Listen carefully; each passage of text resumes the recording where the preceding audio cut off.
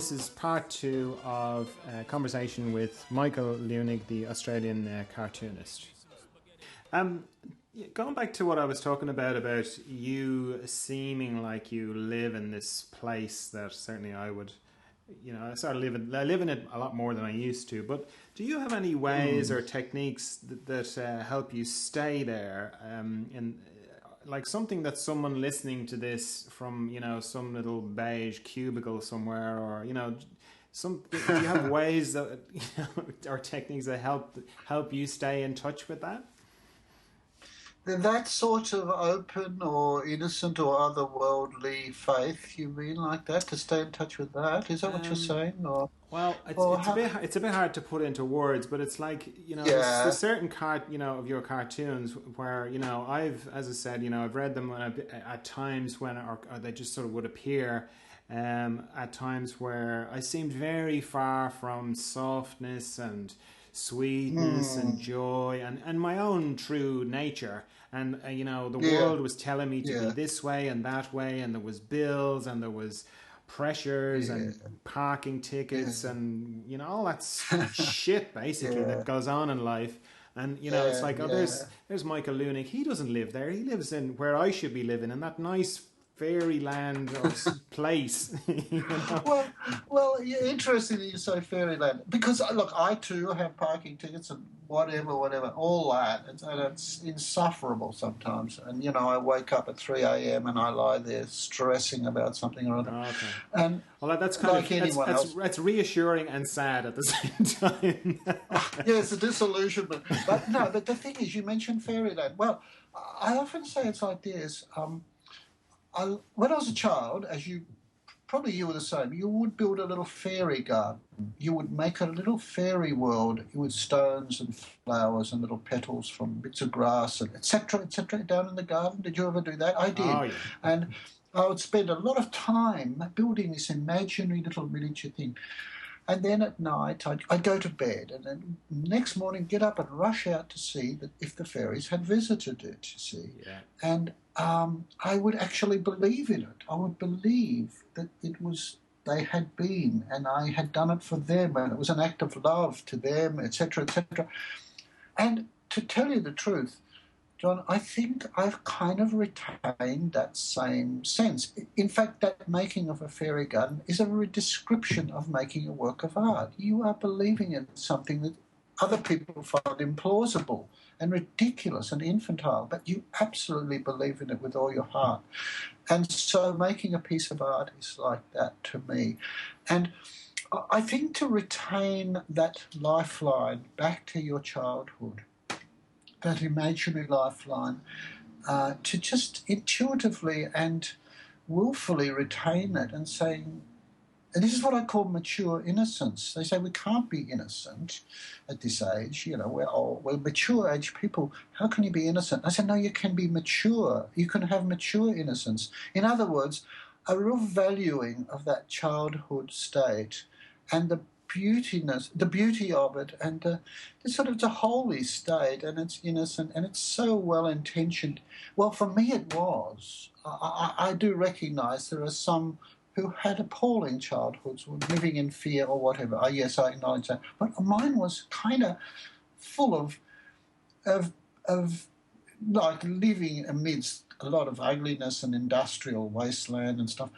Still, a child can create beauty and believe in things and have this wondrous view of life, more or less, along with all their fears, but they just had something.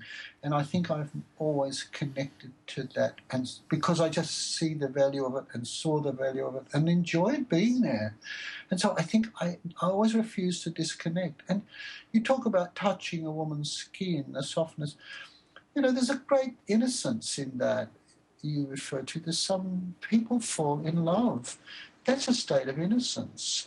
When they're young, particularly, they see other and they adore and see something radiant and rare and beautiful. And that is innocent, surely. So it's a state of being in adoration.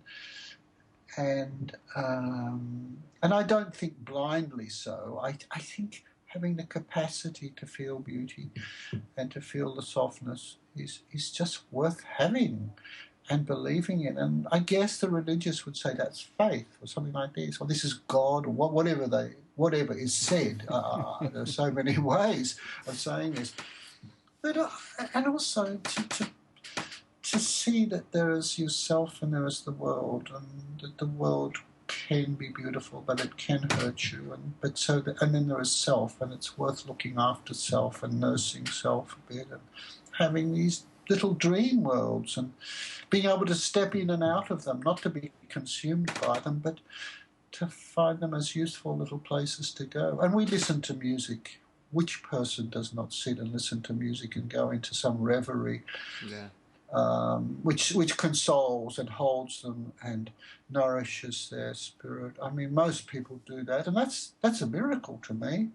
We just take it for granted because it's so plentiful, but when you think about it, it's beautiful. The poetic state, the lyrical state, it brings people to tears. Yeah. Think, where did those tears come from? I heard this song and I cried. Why?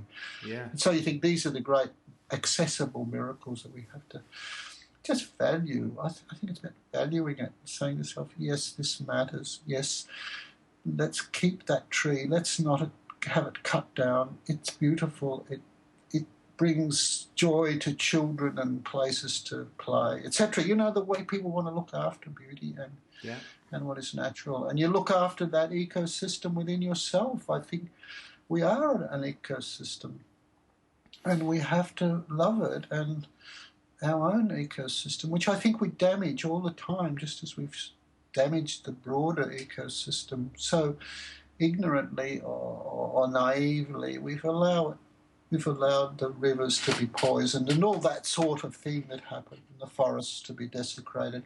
And we've allowed that to happen within our spirit too, the sort of things we dump into ourselves, the appalling sort of films we dump into our own sort of sensibility, and just we're reckless and naive and sort of just ignorant about how to treat ourselves and what we can take. We think we can take so much, but I think we're fragile inside. You've got to know that and look after it. So we're an ecosystem. We are. Yeah. And you've got to have that ecological sensibility about your mind and your heart and all that. And I mean, a lot of people will just think this is wet nonsense, but I think it's just an absolute fact. It's just a practical reality of care of the soul, I suppose. You know, but the people who say that, they're just so miserable. Anyway, you know what I mean? They sort of say, "Oh, mate, you know, why you're so bloody, you know, soft." And I'm kind of looking back at them, going, Yes. "Jesus, but you look miserable. Like, or you look so tight, you're going to explode, or you know, wound up." Yeah. What they're selling doesn't. I don't want to buy it. You know, I think you make a very keen observation there. I think that's so often the way. I think, what do you want about? What have you got to offer there? That misery, as you say, and that hardness and hard and closed. And you see, there's a lot of that in the world, and they're very threatened by the one who is trying to be open. Very threatened. I think what you were saying there about, what did you call it, mature innocence, I think that's kind of the job of, as you get older, I think the older you are, it's your job, like, to regain your innocence and be the demonstration of, well, this is how you age. You know, you don't become bitter. Yeah, it's hard and you get the shit kicked out of you, but, you know, you try as hard as you can to go from naivety, because really when you're a kid you're naive. It's not I don't think it's really innocence, because nothing's happened, so you don't, you know. It's like when I think of some of the things I did when I was a kid, I'm amazed I survived, like I lived, you know, but that's because I was naive. I didn't realise the danger I was putting myself in. But now I do, and yet to still do it, to still take a risk of caring and being open and being vulnerable, that's like innocence regained, as far as I can see it. And like that's like being a good example of aging is important, because there's so many people who aren't. I agree with that. Everything you say here rings so true to me now, and I think yes, it's the work of life, isn't it? To have one's innocence and to have the wisdom which is innocence, and that sort of there's sometimes a great simplicity to recover it, and it's okay. And I think it's a marvelous time of life for me, actually, just entering into that more confidently and freely. I feel free. Yeah, I think certainly from my experience, the older I get, the freer I am. I don't know if you have That's. that. I would hope we could all find that. And look, I'm 70. That's a lifetime, And Yeah, because in the nobody even biblical describes terms, age in those terms anymore. Three this score was and ten. biblical. Yeah, 70, and this was the biblical lifetime. I think, great, I had it. I had my life.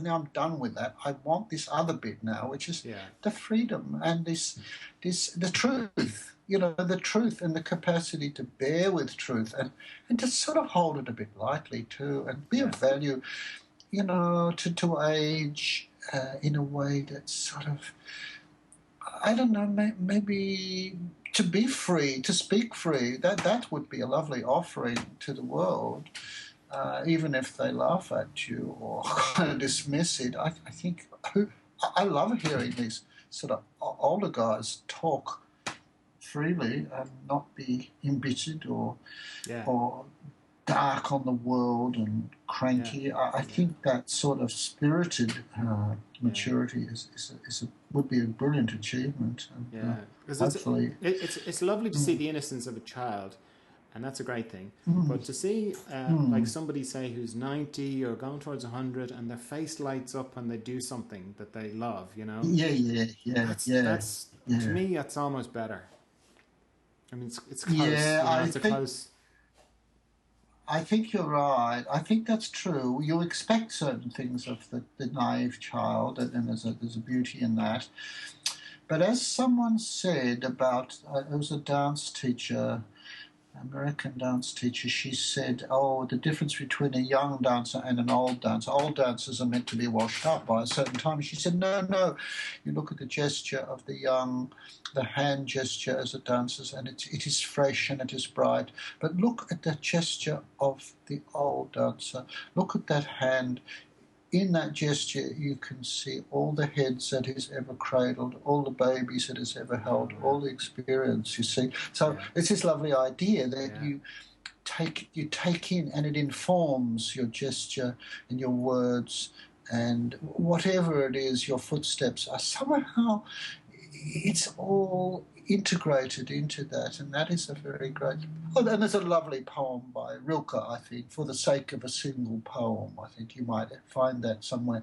"For the Sake of a Single Poem" by Rilke, about, for the sake of a single poem, one must do this. And he then lists all these kind of, you must have sat in a room with a dying person, you must have heard a woman giving birth to a baby, etc., etc. It goes on and on, yeah, all these profound, moving, difficult experiences, and ultimately it distills into a kind of a poetic sensibility. And I believe that. I believe mm, that. I know it. I just know it to be true. That's yeah, all. yeah. It has been true for me, I think, and it's enjoyable. It's enjoyable. That's why we do it. I mean, you talk about those miserable buggers who sit there saying, "Oh, you're soft." But you think, but have you ever enjoyed yourself? Have you enjoyed being soft? Have you enjoyed being open and see what flows and comes to you from that? To open up, and you can receive. It's lovely. So Well, that's the real argument for it. yeah. Mm. Well, yeah. I mean, often when I feel very embattled by people like that, I kind of go, "Well, I'm enjoying it. I don't care what you say. I'm having a good time in Yeah. here." um, Yeah, no, speaking of yeah. enjoying things, have you learned anything new in the last year? Like, for example, I've been learning to play the ukulele and having a great time. Have you learned anything new? Like, taken up something new in the last year? Uh, no, not greatly. I'm very conscious of this thing because I'm sort of thinking I've got to learn something. People say, "Oh, learn a language, do this, do that." But I'm sort of busy, I guess. I guess I'm always, all the new things I'm learning are pretty small new things. They're little bits about painting or just things that are my private little discoveries, but nothing, no landmark sort of new embarking on new things. I live a bit up into the bush in the country, you know, and that's pretty wild country, and so one is always on the land and, you know, dealing with all the snakes and bushfires or whatever that's in the Australian bush. And you learn, you never stop learning, but no sudden turn, like no ukulele. In fact, I used to love the guitar. I played the guitar since I was young, and one day I broke my finger and it all came to an end. So I'm often thinking, oh, I've got to relearn this. I've got to relearn. I've got to get that finger going again. Yes, yeah. I'm aware that it must be great to become something new. Yeah, it's somewhat. It is, yeah, it's great. I had a go at learning Italian as well. That was good fun. But yeah, highly recommend the ukulele. It's only 4 strings. It's very easy. It's all on YouTube. You can. There's loads of people on YouTube who just love to teach you. Yeah, and do you play with some other people? Is it no, with my wife. My wife, yeah. Since I started playing the ukulele, she started playing the guitar again, and we have these little jam sessions where we sing our heads off. Hilarious! Like I would never have thought I'd do that, but it's very enjoyable. I envy the musicians so much how they can get together and play together. Lovely. I wish I would do that. What is your? Do you have a new favorite thing that you like to do? Like, I'll give you an example now. For me, I've discovered I'm very good at cooking, but I've been doing a little bit of cooking lately, and I've discovered that I really enjoy you know, when you put them onions in the pan and you sort of toss them. You see the chefs doing it; they look very professional. We have a pan that they toss very well. You know, they sort of go up in the air, and none of them go on the outside. And I was only doing it the other day. I was going, God, I really enjoy doing this. I almost look forward to that bit where I'm tossing the onions in the pan. So, have you got any new thing like that that you've discovered that you really like doing? That's a very important question, and I haven't got the answer. There probably is, John. There probably is. I tell you what, I've had to sort of set up my own, launch out in a new way of earning my living, and I sort of have an assistant now to help me some days of the week, and you know, a little bit of business, I suppose, a little bit of enterprise to sort of. As an interesting thing to do, as something, I was sort of snowed under. I had a great body of work, but I was all disorganised and etc. And I thought I'd better be responsible about this and get it together and pop it into bigger books and etc. So I've had to become a little bit of a organised. Maybe that's what I've learned. I'm learning to be a little bit more methodical and organised and a bit business-like about things, you know, instead of just being a mess about and shrugging and turning my back on all that. I've become more responsible with my work, I guess. Okay. Pretty boring when you think about it. Well, it's a bit of wear. Yeah, a bit of wear and tear I hadn't expected, but I think it grows you up too. And I needed it, basically. And it's not something I want to just end up there. It's just a phase I'm going through in order to get on top of something. So, no, it's been nice. It's one has to sort of, you know, spark up a bit and face a few things I would have previously neglected. But, I've just got a new studio and just look forward to more painting and more productivity. That thing of turning away from the world a bit and just doing the things I enjoy, like making a painting or writing, just for the sheer love of expression. And but no great thing. I'm not suddenly into skydiving or anything like that. No, I'm not that sort of inclined. But I love my gardening and farming and the bush and just drifting and dreaming. Yeah, it's all. I just keep at the same old things, and they're quite broad and comprehensive, I think. Pretty busy, I guess. Very good. And talking to strangers always. Just going back to the innocence thing. How do you stay innocent about sex? Well, it is in itself sort of innocent, isn't it? I'm not what you'd call. I'm not what you call. I'm pretty regular about sex, I reckon. Pretty sort of straightforward. I grew up in a time when there was a bit of repression going on and a bit of embarrassment, but I think it's a wonderful aspect of life, and it's lovely. And but of course, if you're referring to the world of sex as on the internet, porn and that, I don't go there. And that's not my thing, you know. If people need that, that's their business. But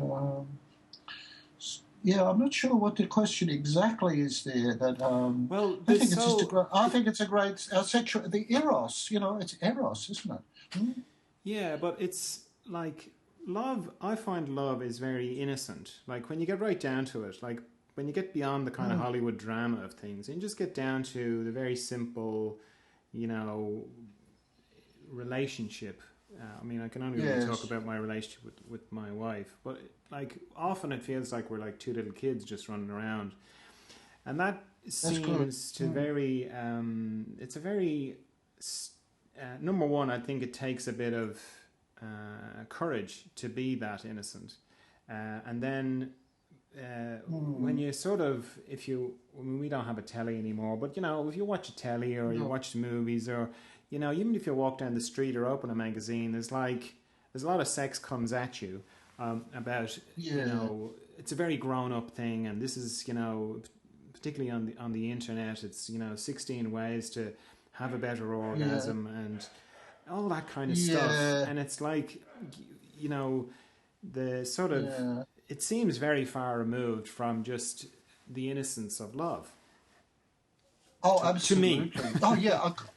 No, I think this is patently obvious. I mean, it's bizarre. It's absurd. You look at anywhere on a bus going by, a great billboard, or everywhere is sex. In that, but I wouldn't call that sex. It's something else, whatever it is, projection of the female form in the most sort of artificially erotic kind of ways, and all these alleged sex symbols, and actors and actresses, and all these movies with this fantasized sex. I find it just sort of bizarre, and not at all interesting compared to the reality of sex, of the sex that was always with us when we were from infantile sexuality onwards. That lovely, wondrous excitement and mystery of it all, and the attraction to other,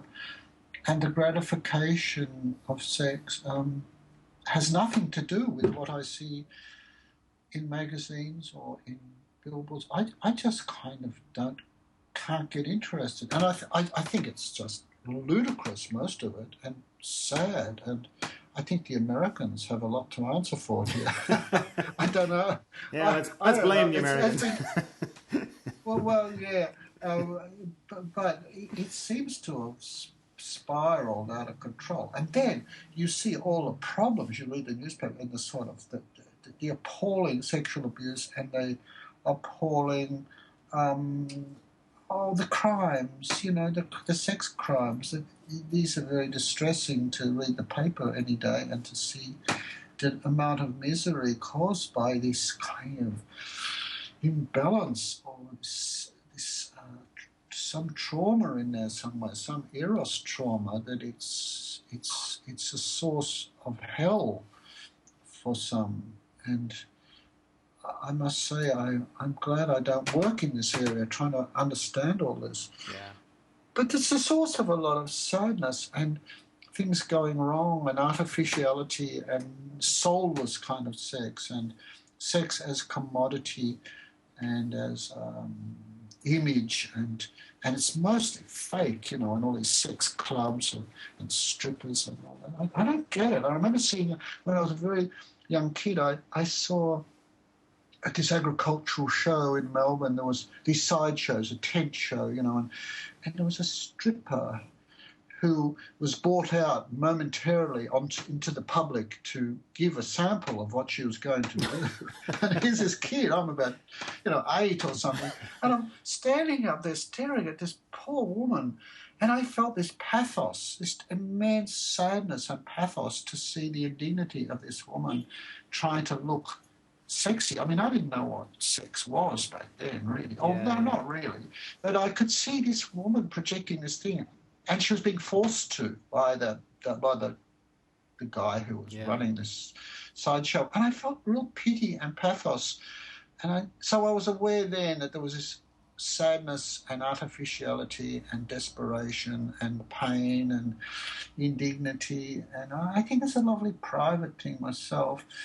And I think I've often had sex in a lot of my cartoons because it's a commentary on these sort of things I'm talking about, the madness that surrounds it, and the pain, and the failure, I guess, and all the failure of love, I guess. And yeah, it's a big one, Yeah. that.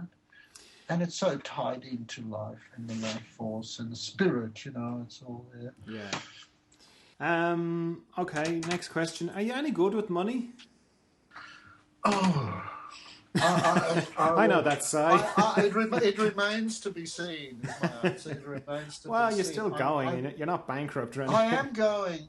Yeah, it's true. I'm still going. I think it's a miracle that I was able to. When I was young, I thought I would never be able to own a house.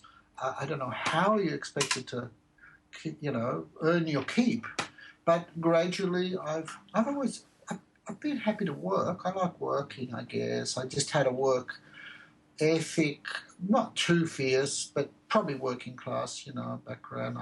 I always worked since I was a kid, in little, selling papers, and then I worked in the meatworks and et cetera, et cetera. I got up early and worked hard and all that. So I guess if you do that, eventually, well, when I was young, you could earn some money and pay Do, your do, way. do, I think it was important. Do you think, like, I came from a working class background as well, and Mm. I don't know what the hardest job you ever did. I think labouring on a building site was the hardest, like, physical work I ever did. And I Sure.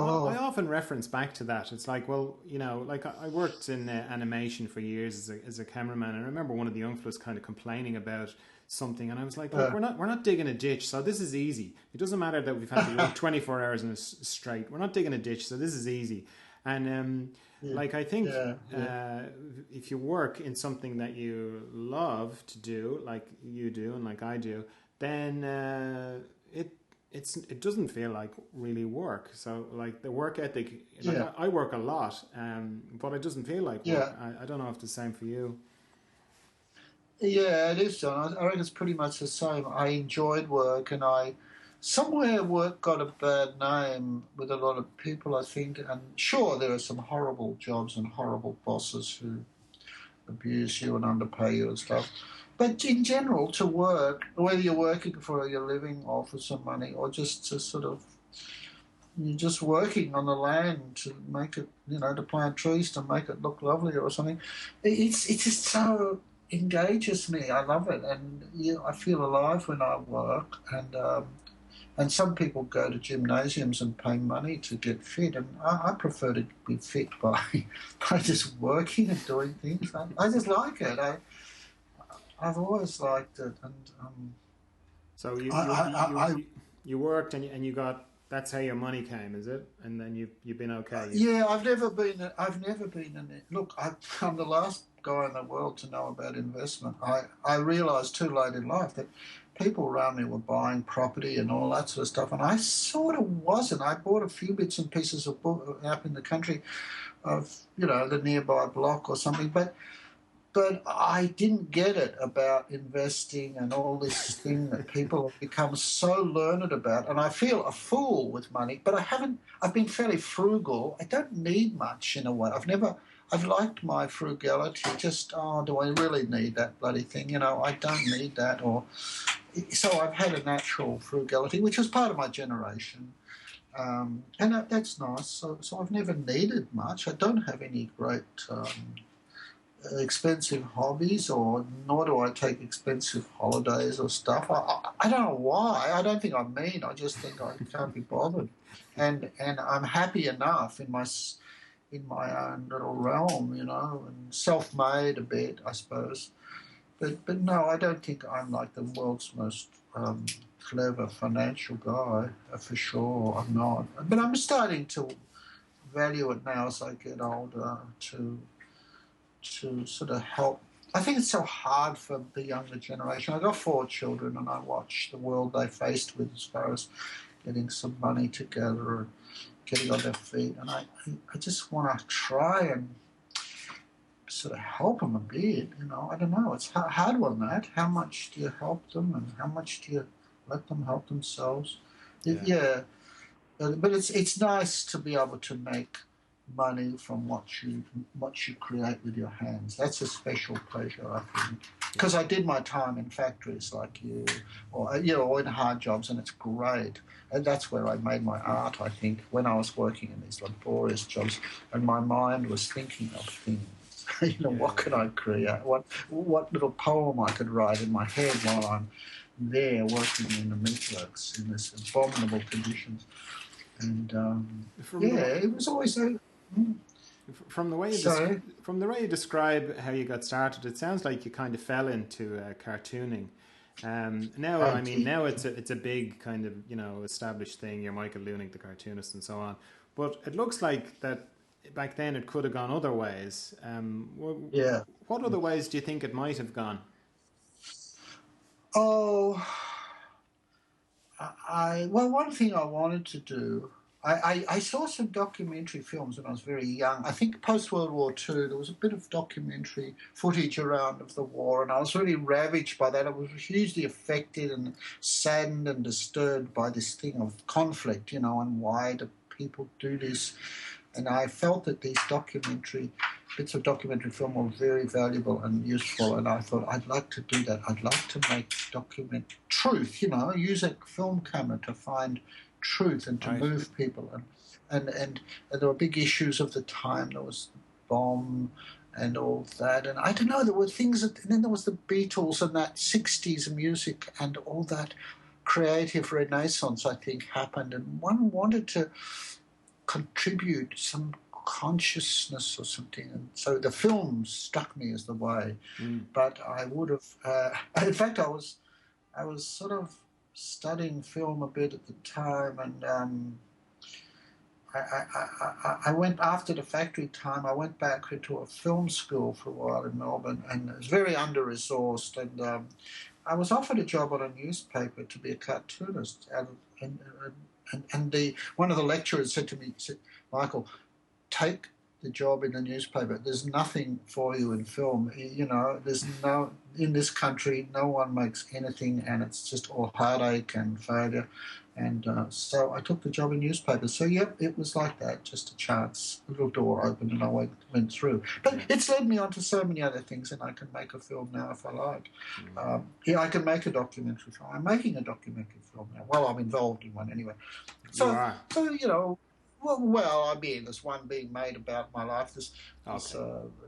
In that sense, and I've been in a couple of docos about Central Australia and the desert and all that sort of thing. I mean, my work has put me right into the centre of many other types of work. Collaborations and things. It's been marvellous in that regard. Yeah. So I could have been anything. I think when I was a kid, I wanted to do all sorts of things. They used to call me the inventor at school because I'd be always mixing up chemicals and things and making explosive devices. All this stuff you'd be arrested for. Straight, you'd be on the watch list now for the things I did. And I'm surprised I'm alive. I've survived many near-death experiences as we did in those days. There were so many opportunities to harm yourself. But, we learned a lot. So I think I was sort of multi-talented in my own view. I just had an interest in many things, in all sorts of things. I like to turn my hand to building and things like that, or creating stuff like that. The physical arts and stuff were very important to me. Physicality. Do you think that working to deadlines, do you think that made you, forced you to get better? Or do you think you just got better at kind of going, okay, it's good enough and good enough is good enough?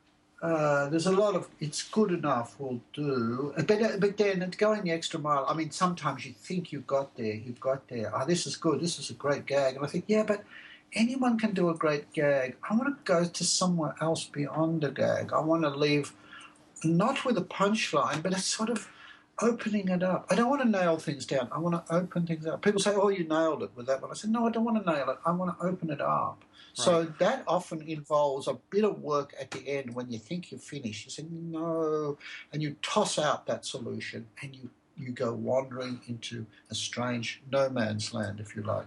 I think I discovered that early that I had almost a perverse tendency to reject that lovely punchline, which would bring with all certainty, that would bring laughter, and people would say, "Oh, that's a beauty, that's a good one."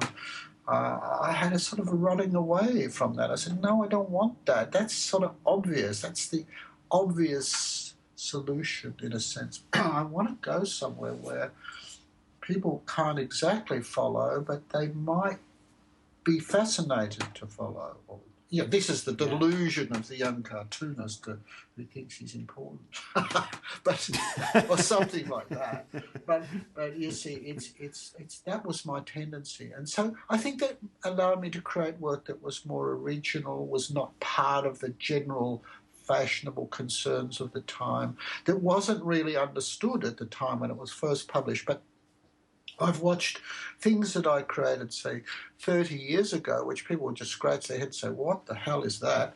Now it seems to be quite readily understood, and that's fascinating. That what you create with that funny mystical impulse can eventually sort of fit. It's as if you're almost predicting something, or there's a prophetic kind of creativity, where it doesn't, it's not populist at the time, it's just mysterious. And I was working for a newspaper when I could do this stuff, which welcomed this experimental thing, strangely enough. Really quite a terrific experience. Very, very fortunate, to be surrounded by people who welcomed one's peculiarity, if you know what I mean. And so my peculiarity was given space. Maybe that was because I was... It's lovely, isn't it? Well, it was fortunate, maybe. Maybe it was something to do with the force of my... Maybe I was a bit of a village idiot in some way. They said, "Oh, let him go. He's harmless," or something, and something like that. Because I was, as I say, I was always surrounded by people who were more intellectual than I. I've never been an intellectual in that sense. I've been more something else.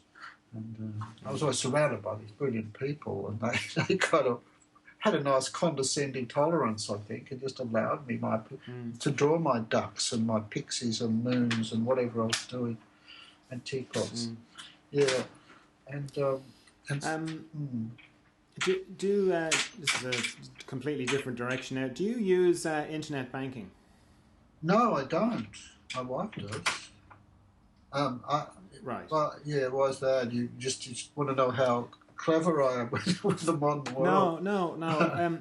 Well, like, I don't know if you remember when internet banking came in, the idea of internet banking, and everybody was like, "Well, that'll never work because, number one, this is our money we're talking about, and number two, the internet's not safe, so we're not going to." Okay. That's crazy.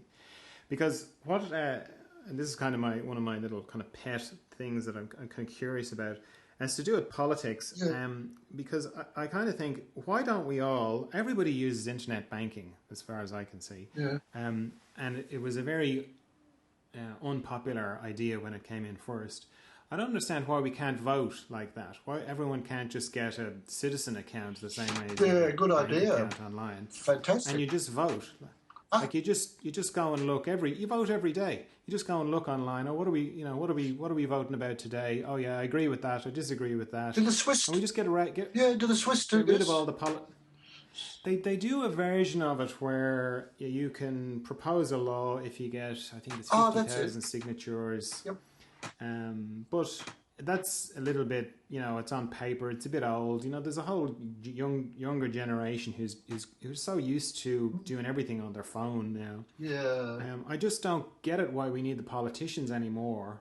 Because historically we needed the politicians to represent us because we were ignorant and so on and so forth. But that's not the case anymore. and there's a whole bureaucracy of civil servants running the countries, and then there's this layer of politicians on the top that we have to decide on, and every 4 years we try and it's like gambling. You try and pick somebody, then they get in, close the doors, do whatever the hell they want for 4 years, and then you get another chance. I don't get it. Like, it's a brilliant idea. It's a brilliant idea what you've got there. I think it rings true to me. And well, it's obvious they can't allow it because it's too democratic, is it?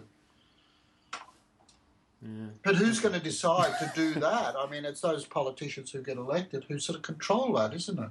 I mean, if they had, how would one bring that about?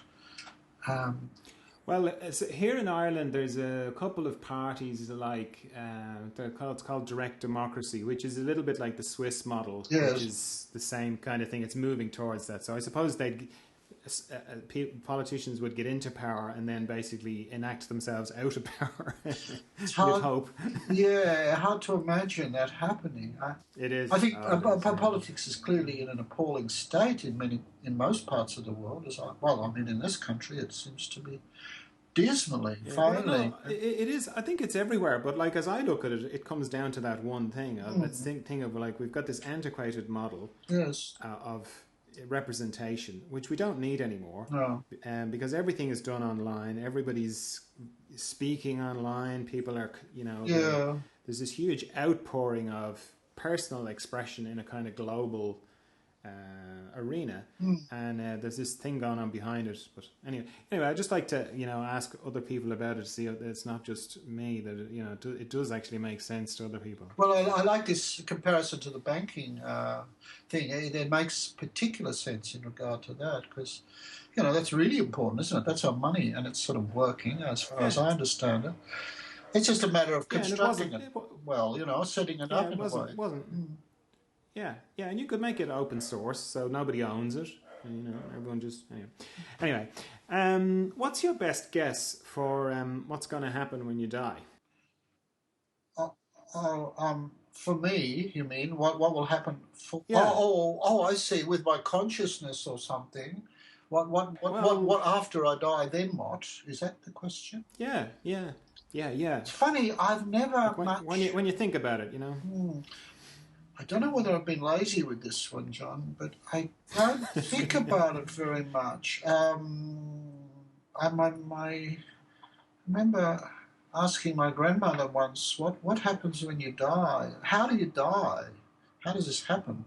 She said, look, when you get old, you just get very tired and you just lie down and you have this sleep and you never wake up.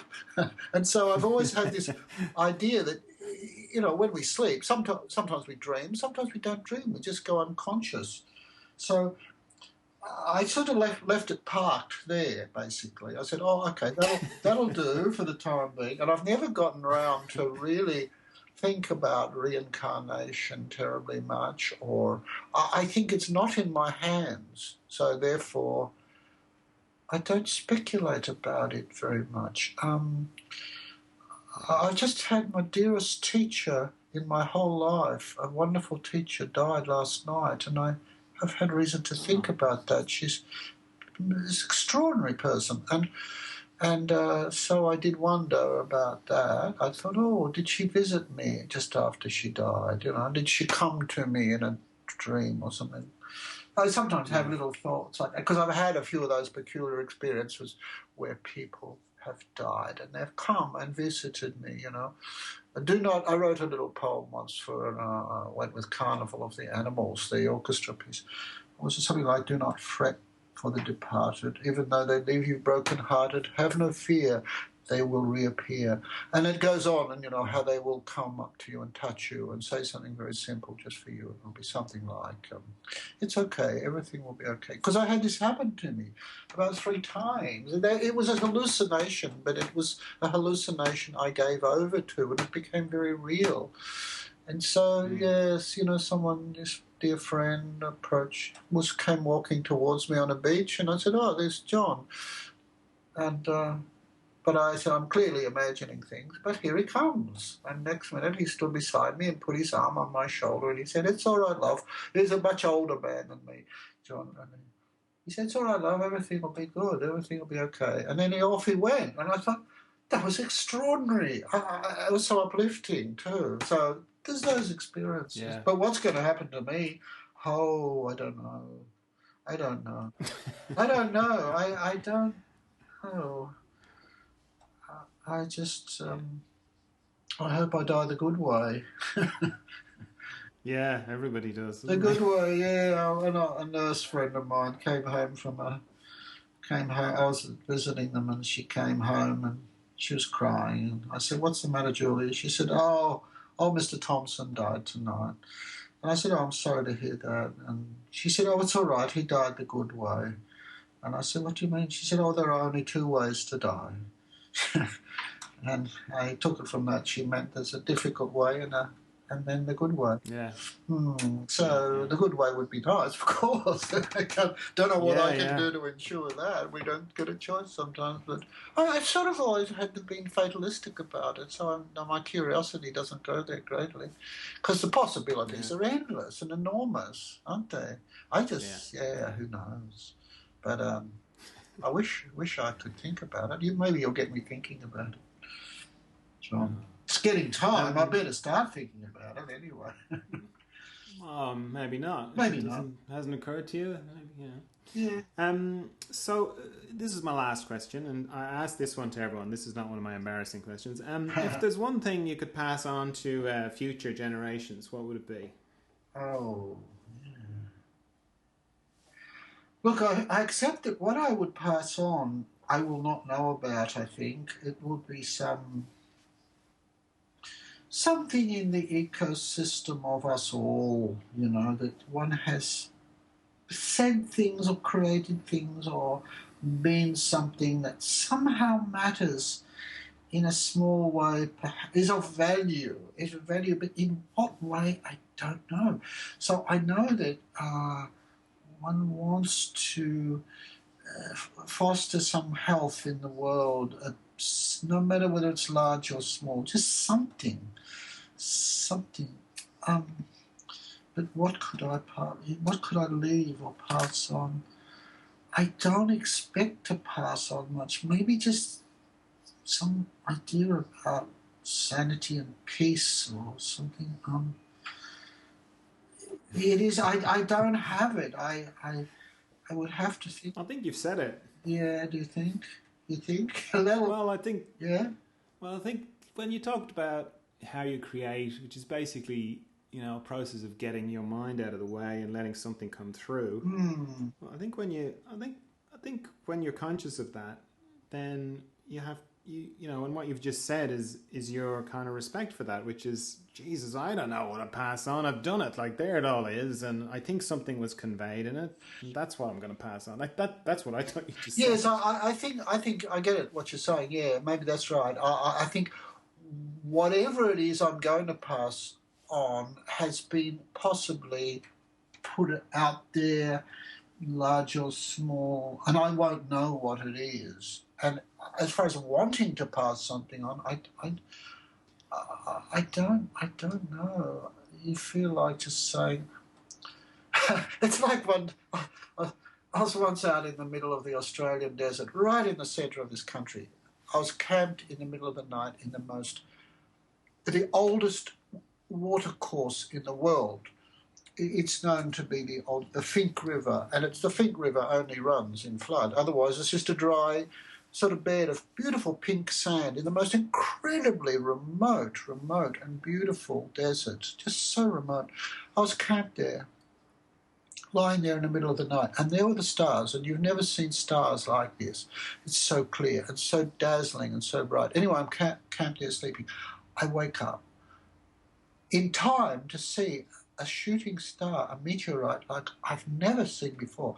And so I wake up, and there it is. It's appearing in one horizon practically, and it sort of carved this amazing passage across the sky of blazing kind of fire, and then almost to the other horizon. It was just absolutely astounding, and it was perfect. And instantly, almost, I said to myself, as a child I learned you make a wish when you see a meteor. I said, here, this is such an amazing thing. I must make a perfect wish, a great wish.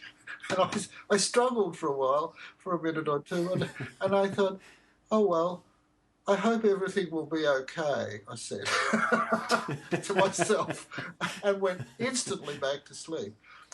The next morning, I woke up in the most beautiful sunrise, clear sky, everything, not a person for hundreds of miles. And I never felt better in my life. I went walking on the sand dunes and saw the little footprints of the lizards and snakes from the night before, the wildflowers, the beautiful things. I was in heaven. I was blissful. But I often look back at that and I think, what a funny wish to have. I hope everything will be okay. Pathetic. not one of the great wishes. But sort of, so that's... Oh, no, I think that's a very good wish. Yeah, it's just sort of good enough thing, you know, if you could just pass on something that was kind of not spectacular, because spectacular things always lead to trouble. I think just something that's okay.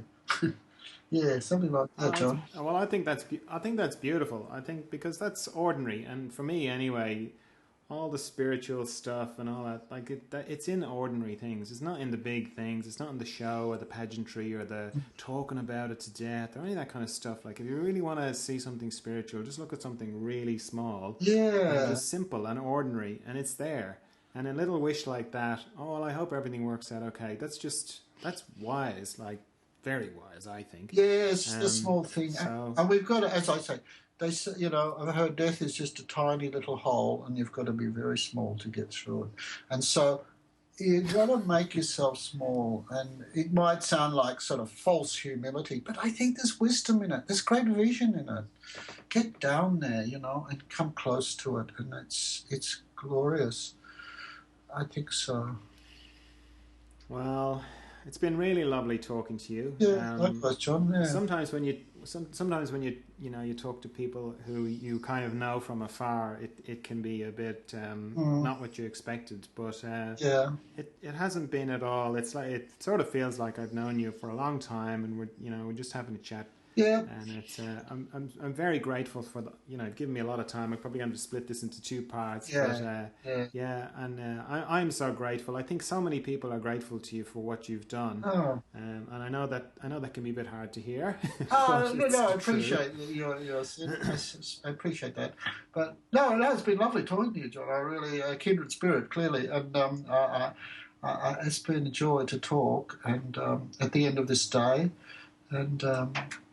It's lovely. I appreciate it so much, and I do understand. And you've asked me some very wonderful questions, which really bear some thinking about. And I'll carry them around. I'll float about in me, and it makes a difference. There is a consequence. Thank you. Okay. Well, thanks very much, Michael. Thank you, John. It's great to talk to a fella in Ireland. What a privilege. Yeah. All right, John. Thanks very much. Good day. Bye-bye. Bye-bye. I've never felt this good in my entire life. Make me some spaghetti. Yeah, we are the Argyle Temps. So buy us a drink. We're better than you thought, but not as good as we think. We are the